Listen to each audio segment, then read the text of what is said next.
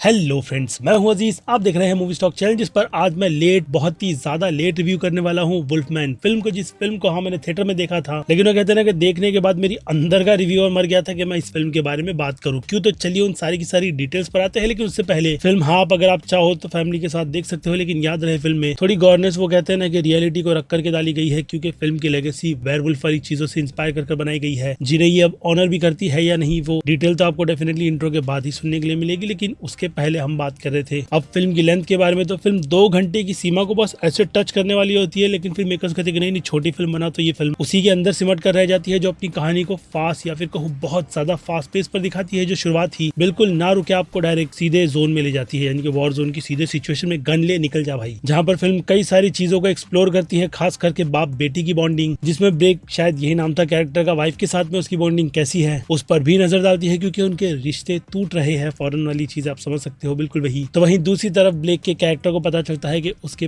Father missing है या फिर मर गए हैं, जिनकी प्रॉपर्टी का हकदार अब वो बन चुका है। इसलिए वो अपनी जिंदगी को फिर से राइट ऑन ट्रैक लाने के लिए क्या करता है, अपनी फैमिली को लेकर के सीधे नई जगह से नई जर्नी की शुरुआत करता है, जो कि समवेयर या फिर कहूँ मिडिल वुड में आती है, जहाँ जाने की हिम्मत ये लोग कर लेते हैं। लेकिन खैर, तो वहाँ जब भी कैरेक्टर पहुंचते हैं तो होता है एक हादसा, जिस हादसे में ब्लेक के कैरेक्टर को कोई काट लेता है। और फिर क्या, जो मुसीबत बाहर उनका इंतजार कर रही थी, तो उन्हें नहीं पता था कि अंदर कुछ ऐसी चीजें हो रही है जिसमें अब ब्लेक का कैरेक्टर क्या करेगा और क्या वो चीजें उस पर काफी ज्यादा हावी होगी भी या नहीं। ये फिल्म उन सब पर फोकस करते हुए अपने टाइटल के साथ जस्टिफाई नहीं कर रही थी, क्योंकि मुझे लगता है कि टाइटल ट्रांसफॉर्मेशन होना चाहिए था इस फिल्म का। जिन सब पर अब आने से पहले मेरी बनी की छोटी मोटी सी डिमांड, जो कि है इस चैनल को सब्सक्राइब, वीडियो को लाइक और शेयर करने की, तो कर लो।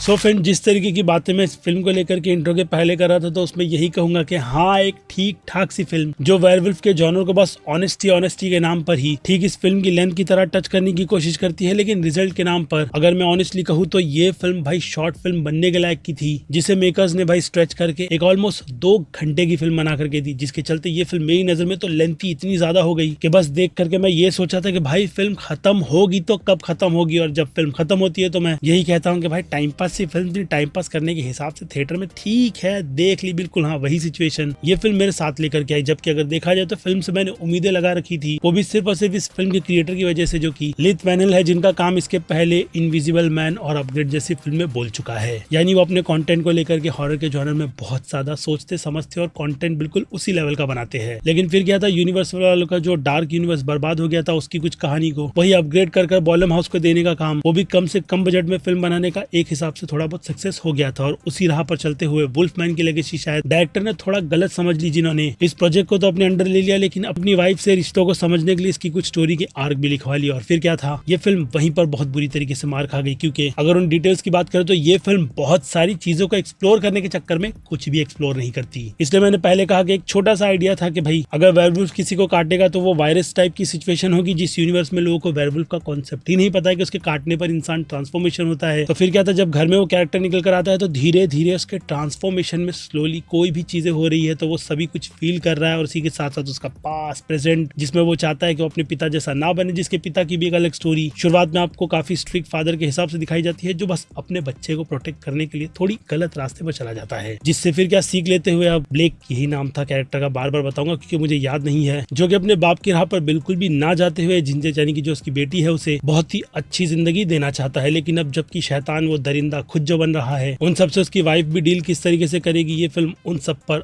आधा अधूरा फोकस करते हुए कहीं ना कहीं एक ऐसी एंडिंग देती है जिसे मैंने काफी टाइम पहले ही प्रेडिक्ट करके रख लिया था कि फिल्म एग्जैक्ट उसी नोट पर जाकर के खत्म होगी। और उस पर गुड़ का गोबर करने के लिए मेकर्स ने क्या किया, फिल्म में जो छुपे हुए एलिमेंट थे उसे पहले मार्केटिंग तौर पर निकाल करके भाई जो खुद की बहुत बुरी बेइज्जती करवाई थी, हाँ, इस डिजाइन को निकाल करके, जिसे देखने के बाद लोग आग बबूला हो गए थे कि भाई वेयरवुल्फ की डिजाइन इतनी बेकार बनाता कौन है। और फिर क्या स्टूडियो का स्टेटमेंट कि भाई फिल्म में वेयरवुल्फ ऐसा नहीं होगा। लेकिन भाई शुरुआत में वो डिजाइन तुमने दिखा दी कि वो कैरेक्टर आपको फिल्म में देखने के लिए मिलेगा एग्जैक्ट बिल्कुल वैसा ही, लेकिन उसके बाद फिर वो ट्रांसफॉर्मेशन की क्लिप निकालने की जरूरत ही क्या थी, क्योंकि फिल्म का बचा कुछ एलिमेंट वो ट्रांसफॉर्मेशन काफी ऑनेस्ट टेक के साथ जितना ज्यादा रियल लग रहा था, वो फिल्म में देखने में काफी ज्यादा मजा आता है। लेकिन एकमात्र चीज अगर आप खींच लेते हो तो फिर मेरी नजर में ये फिल्म एक अगेन कहूंगा सिंपल सी फिल्म ही बन जाती है, जिसे देखो और भूल जाओ। मैं भी भूल गया था, इसलिए रिव्यू अब बना रहा हूँ जब याद आया, यही बताने के लिए कि अगर आप थोड़े सिनेफाइल हो और फिल्मों के कंटेंट को एंजॉय करते हो तो थिएटर जाना, वरना घर पर बैठ करके देख लेना फिल्म, आपको बिल्कुल भी डिसअपॉइंट तो नहीं करेगी। सिवाय इसके कि भाई टाइम पास फिल्म लगाई थी, खत्म हो गई, बात खत्म। यानी यहाँ पर डायरेक्टर ने अपने इस कंटेंट से डिसअपॉइंट तो कर ही दिया है, जिन्हें असल मायने में ये समझना चाहिए था कि वेयरवुल्फ की लेगेसी लोगों के लिए कितनी ज्यादा इंपॉर्टेंट है, और वो कहते हैं ना कि टाइम पीरियड के हिसाब से चीजें इस काफी भारी से कैरेक्टर को लेकर के बदलनी ही चाहिए। जिसमें अगर नजर घुमाओ तो दूसरी तरफ मुझे नॉस्फेरातु जैसी रिसेंटली देखी हुई फिल्म याद आती है, जिन्होंने भाई काफी परफेक्ट अडेप्टेशन कर ये बता दिया कि आर्ट वर्क अगर काफी ज्यादा ऑनेस्टी के साथ बनाया जाए तो कैसा हो। और फिर गेस व्हाट, रॉबर्ट एडगर्स की उसी डेडिकेशन को देख करके अब उन्होंने वेयरवुल्फ वाला प्रोजेक्ट उठा लिया है। जी हाँ, वेयरवुल्फ वाले प्रोजेक्ट पर अब वो अपना टेक दिखाएंगे, जिसके लिए फिलहाल तो अच्छा खासा वेट करना होगा। लेकिन अब सलाह, अगर आप इस फिल्म से उम्मीदें रख रहे हैं तो वो उम्मीदें मार लो, और अगर आपने काफी बड़ी उम्मीदें रखी थी तो मैं आपको नसीहत दूंगा कि आप 2010 की वुल्फमैन फिल्म देख लेना, जो कि असल मायने में वुल्फमैन की लेगेसी को बहुत ही अच्छी तरीके से स्क्रीन पर प्रेजेंट कर दिखाती है। बस इस फिल्म की रेटिंग रीमेक का टैग लगने की वजह से खराब हुई थी, लेकिन फिल्म डिसअपॉइंट नहीं करती, इस बात की गारंटी मेरी है। जिस मामले में अभी की इस वुल्फमैन फिल्म ने अपना चार्म खो दिया, जिसे दोबारा पलट करके मैं कभी भी फिर से देखने की हिम्मत नहीं करूंगा। और फिर से जनवरी का वो कर्स हॉलीवुड के लिए इस फिल्म को लेकर के काफी ज्यादा खरा उतर कर आया कि हॉलीवुड वाले जनवरी के मंथ में कचरा ही रिलीज करते हैं। लेकिन ये फिल्म कचरा तो नहीं, लेकिन एक मिड सी राइड थी, जिसे अब अगर रेटिंग वाइज भी बांटा जाए, जो कि देना तो नहीं चाहिए, लेकिन फिर भी प्रोडक्शन स्केल में फिल्म ने कुछ अच्छा कमाल कर दिखाया है, जहाँ पर डायरेक्टर की डेडिकेशन आपको इस प्रोजेक्ट को लेकर के नजर आती है कि फिल्म कम से कम बजट में अपना अच्छा खासा एफर्ट डाल रही है। जिस हिसाब से फिल्म शायद से अपने लगे हुए पैसे रिकवर कर लेगी, लेकिन बॉक्स ऑफिस पर हिट का टैग इस तरीके के रिव्यू आने से तो इसे मिलेगा नहीं। जिसके बाद सीधे जो रेटिंग की मैं बात करा तो एक्शन के लिए ये फिल्म ज्यादा से ज्यादा 5 में से 2 स्टार डिजर्व करेगी, क्योंकि एक्शन फिल्म में है, लेकिन उन सब का माहौल बनाते बनाते फिल्म कहीं ना कहीं, जैसे कि मैंने कहा, खोसी गई थी। जिसके बाद बात करें कॉमेडी की तो कॉमेडी को मैं 0 स्टार दूंगा। तो वहीं ड्रामा की बात की जाए तो ड्रामा के लिए मेरे पास इस फिल्म को देने के लिए सिवाय 2.5 स्टार से ज्यादा स्टार नहीं है। जिसमें हाँ, बाप बेटी की बॉन्डिंग अच्छी थी, लेकिन बच्ची छोटी बच्ची नहीं है यार, बहुत अच्छी खासी बड़ी बच्ची है, लेकिन उससे जिस तरीके से ट्रीट किया गया है वो अनफॉर्चुनेट बाकी के कैरेक्टर्स को भी कहीं ना कहीं मेरी नजर में वीक बनाता है। बाकी फीमेल लीड में तो जूलिया गार्नर की परफॉर्मेंस डरने के मामले में किस लेवल की है, अगर आपने उनका कंटेंट देखा है तो आपको वो डिसअपॉइंट नहीं करती। इसके अलावा लीड एक्टर बस अपने रोल में अच्छा ही कमाल कर दिखा रहे थे, क्योंकि उनका कैरेक्टर ही कुछ उस तरीके से लिखा गया था। जिसके बाद इस फिल्म के सस्पेंस की बात करें तो सस्पेंस मेरे लिए 5 में से सिर्फ 1 स्टार डिजर्व करेगा। हाँ, कुछ पोर्शंस और एलिमेंट की वजह से जो मैं आपको स्पॉइलर के चलते नहीं बता सकता। जिसके बाद फिल्म की हॉरर थ्रिल की बात करें तो दोनों का ही बैलेंस मेरी नजर में इस फिल्म को 5 में से 2.5 स्टार की रेटिंग दिलाएगा। जिसके बाद बात की जाए मास ऑडियंस की तो अनफॉर्चुनेट मास ऑडियंस इस फिल्म को बी की कैटेगरी में रखेगी, क्योंकि उनकी नजर में ये डल और फीकी सी फिल्म है। जिसके बाद क्रिटिक्स की बात की जाए तो क्रिटिक्स की नजरों में भी ये फिल्म एग्जैक्ट मास ऑडियंस की तरह बी की कैटेगरी डिजर्व करती है। तो मैं भी अपनी रेटिंग इस फिल्म को सिंपल सी बी की कैटेगरी की देकर अपना पल्ला भी झाड़ूंगा, और यही कहूंगा कि भाई फिर से भूल जाओ कि इस नाम की कोई फिल्म रिलीज हुई थी। जिन सब पर अब फिर क्या आप अपनी राय मुझे कमेंट में लिख कर बताना। बाकी फिर क्या, मैं हूँ Aziz movie stock, channel like share और सब्सक्राइब भूलना मत। मिलूंगा जल्दी दूसरी किसी वीडियो में। Till then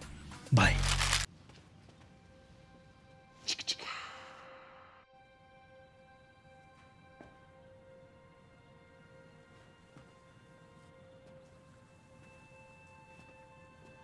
You're still here. It's over. Go home.